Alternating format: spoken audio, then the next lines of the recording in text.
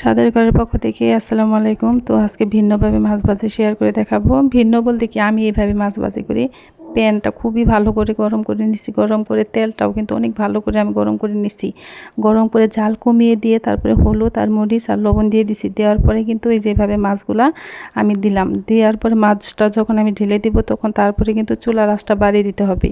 এখন কিন্তু আমি চুলার আঁচটা বাড়িয়ে দিছি, বাড়িয়ে দিয়ে তারপরে মাছ ভাজবেন।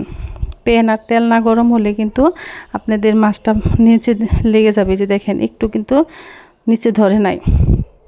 তো আপনারা এইভাবে সব ধরনের মাছই ভাজতে পারবেন। আগে আপনার মরিচ আর হলুদ দেওয়ার পরে না মাখিয়ে, তো আমি বেশিরভাগ সময় এইভাবে মাছটা ভাজি করে নিই। তো এই যে দেখতেই পাচ্ছেন একটু কিন্তু যখন মাছটা ভাজবেন এটা কিন্তু ফুল আছে ভাজতে হবে, তা না হলে কিন্তু মাছ ভাজির নিচে ধরবে। তো এই যে এইভাবে কিন্তু এই যে দেখেন একদম ঝরঝরে একটার সাথে একটা কিন্তু একটুই হয় না, লাগেও নাই পুড়েও নাই, খুবই সুন্দর ভাজি হয়েছে। তো কেমন হয়েছে আপনারা কিন্তু জানাবেন, আর আমি আশা করি বাসায় একদম চেষ্টা করবেন অন্তত একবার হলেও।